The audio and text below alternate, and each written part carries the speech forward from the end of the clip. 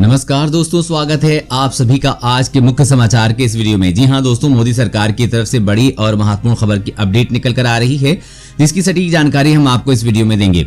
बस आप इस वीडियो के साथ अंत तक बने रहिए। इसी के साथ दोस्तों, आज की बड़ी खबरों में आपको बताएंगे कि सुप्रीम कोर्ट का ऐतिहासिक फैसला, बहू को है सास ससुर के घर में रहने का अधिकार। और अगली बड़ी खबर की बात करें तो इस राज्य में बैटरी से चलने वाली गाड़ी को बड़ी राहत, नहीं देना होगा अब ये चार्ज। और अगली बड़ी खबर की बात करें तो कोरोना वैक्सीन स्टोरेज का इंतजाम शुरू, एक दिन में 10 लाख टीके लगाए जाएंगे। और अगली बड़ी खबर की बात करें तो बदलेगा एलपीजी सिलेंडर की होम डिलीवरी का तरीका, 1 नवंबर से आएगा नया सिस्टम। और अगली बड़ी खबर की बात करें तो प्रधानमंत्री नरेंद्र मोदी ने जारी किया 75 रुपए का सिक्का, आगे जानेंगे पूरी खबर के बारे में। और अगली बड़ी खबर की बात करें तो झटका, कोविड-19 के इलाज में ये 4 दवाएं फेल, WHO ने कही ये बात। और अगली बड़ी खबर की बात करें तो एयरफोर्स की मारक क्षमता में होगा इजाफा, नवंबर में शामिल किए जाएंगे 4 और राफेल। पूरी खबर जानने के लिए बने रहिए हमारे साथ। जी हां दोस्तों, ऐसी और भी कई बड़ी खबरों की अपडेट निकल कर आ रही है, जिसकी सटीक जानकारी आपको इस वीडियो में देंगे।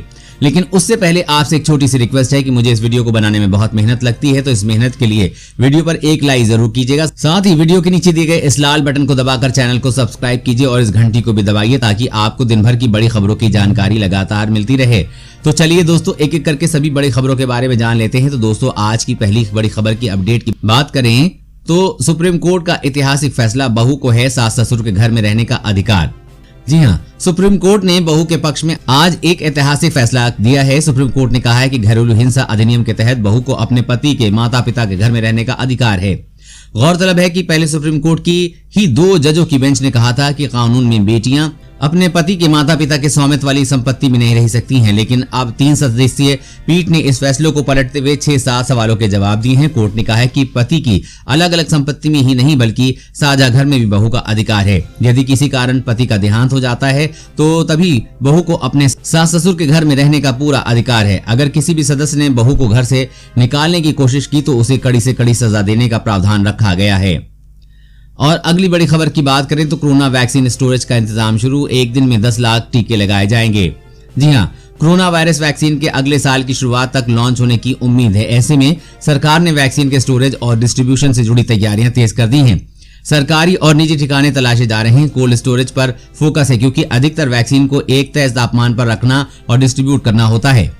अगर तापमान बदला तो वैक्सीन बेअसर हो जाती है। डॉक्टर वी के पाल की अगुवाई में बने एक्सपर्ट ग्रुप ने पहले से मौजूद कोल्ड स्टोरेज को मैप कर लिया है और कितनी ही जरूरत पड़ेगी इसका अनुमान लगाया जा रहा है। दूसरी तरफ अपोलो हॉस्पिटल ने कहा है कि वो एक दिन में 10 लाख कोरोना टीके लगाने को तैयार है। ग्रुप के पास 70 अस्पताल हैं, 400 से ज्यादा क्लिनिक हैं और 500 कॉर्पोरेट हेल्थ सेंटर्स हैं। सरकार की कोशिश है कि वैक्सीन हासिल करने से लेकर उसे लोगों तक पहुंचाने तक की पूरी कवायद को रियल टाइम में ट्रैक किया जा सके।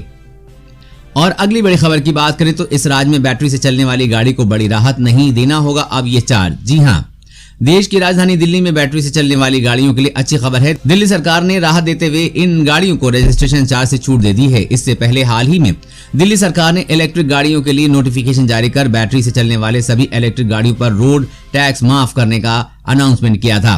दिल्ली सरकार ने बैटरी से चलने वाली गाड़ियों के रजिस्ट्रेशन चार्ज से छूट से जुड़ा नोटिफिकेशन जारी कर दिया है। दिल्ली सरकार ने देश की राजधानी को प्रदूषण मुक्त करने और इलेक्ट्रिक गाड़ियों को बढ़ावा देने के लिए कई तरह से काम कर रही है। 2024 तक दिल्ली में रजिस्टर होने वाली कुल गाड़ियों में 25% इलेक्ट्रिक व्हीकल होने का टारगेट रखा गया है।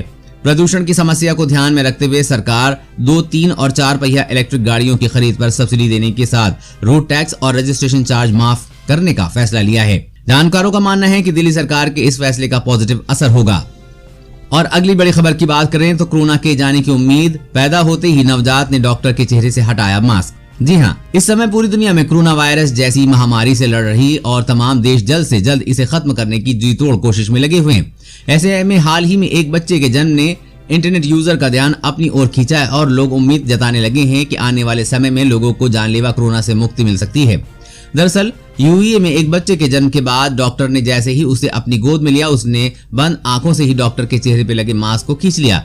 नवजात बच्चे की इस हरकत को लोग कोरोना के खात्मे के लिए शुभ संकेत मानने लगे हैं और उम्मीद जताई जा रही है कि इस महामारी का जल्दी अंत होगा।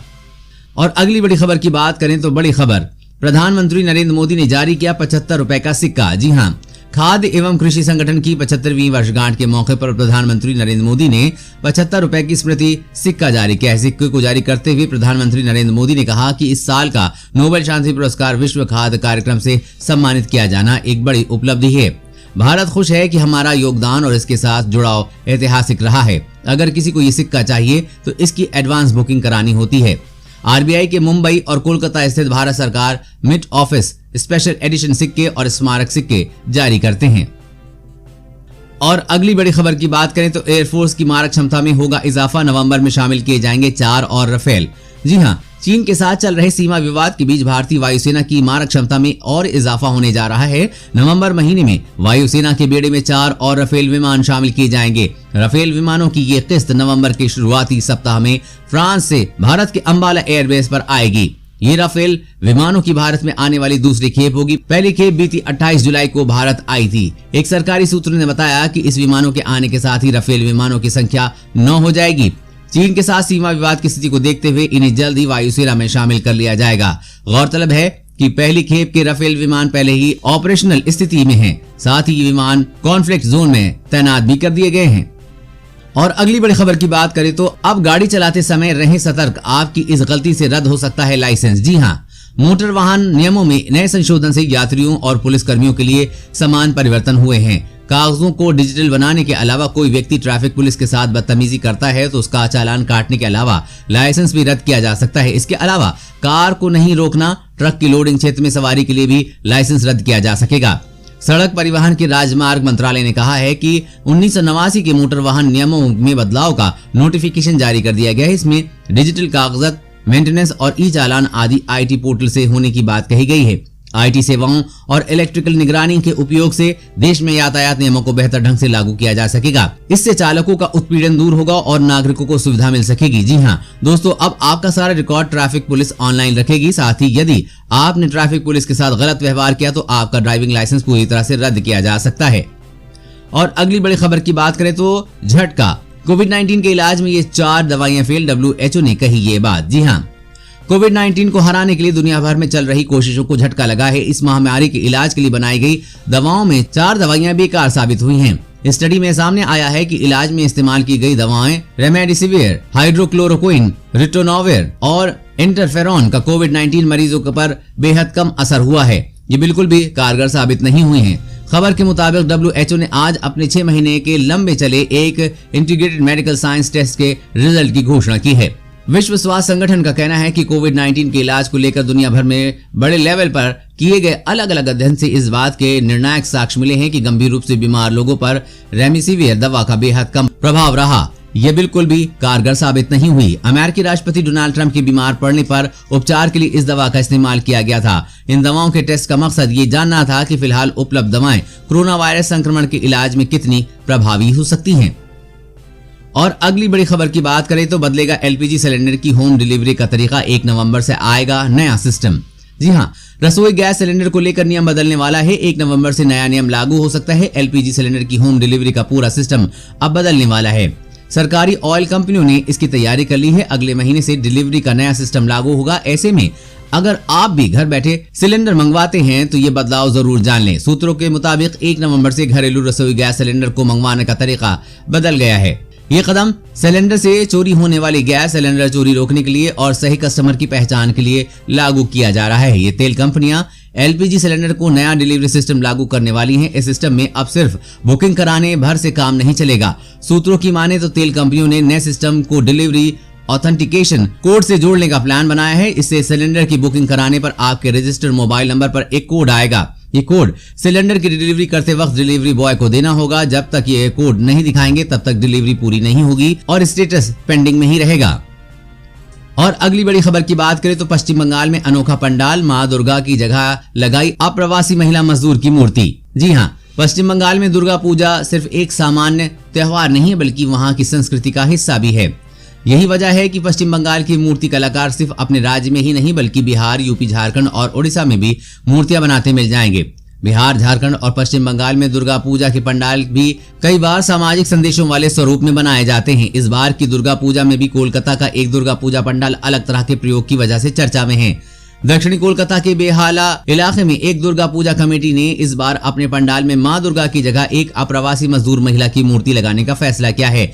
इस महिला के हाथों में छोटा बच्चा भी है। पूजा कमेटी के संचालकों का कहना है कि उन्होंने कोरोना वायरस के दौरान अप्रवासी मजदूर महिलाओं के दुख को प्रदर्शित करने के लिए मूर्ति लगाने का फैसला किया है। ये मूर्ति न सिर्फ उनके दुख को प्रदर्शित करती है बल्कि इस साहस को भी सलाम करती है। और अगली बड़ी खबर की बात करें तो पीएम किसान सम्मान निधि योजना में घोटाला, 2 लाख से ज्यादा अपात्र लोगों ने उठाया लाभ, अब होगी वसूली। जी हां, राजस्थान में गरीबों और किसानों को सबल देने के लिए चलाई जा रही सरकारी योजनाओं में किस तरह से बंदरबाट चल रही है, इसकी परतें अब धीरे धीरे खुल रही हैं। खाद्य सुरक्षा योजना में सरकारी कर्मचारियों और अन्य अमीरों की सींगमारी के साथ ही अब गरीब किसानों को केंद्र सरकार की ओर से दे किसान सम्मान निधि योजना में बड़ा घोटाला सामने आया है। इस योजना में भी प्रदेश में करीब 2 लाख से ज्यादा साधन संपन्न और सरकारी कर्मचारी किसानों के हक पर डाका डालते हुए उनके हिस्से की करोड़ों रुपए की राशि डकार गए हैं और अन्नदाता देखता रह गया है। राज्य सरकार के अनुसार पीएम किसान सम्मान निधि योजना में गरीब किसानों के हिस्से की राशि डकारने वाले इन 2 लाख से भी ज्यादा लोगों में कई अमीर किसान, सरकारी कर्मचारी और आयकरदाता शामिल हैं। अब सरकार इन पर सख्त से सख्त कार्रवाई करेगी। दोस्तों, आज की खबरों में बस इतना ही। इसी तरह हर रोज काम की खबरें जानने के लिए आप हमेशा हमारे साथ जुड़े रहें। हमारे साथ जुड़े रहने के लिए वीडियो के नीचे दिए गए इस लाल बटन को दबाइए और साथ ही इस घंटी को भी दबाइए ताकि आपको हर खबर की सटीक जानकारी मिल सके। जय हिंद।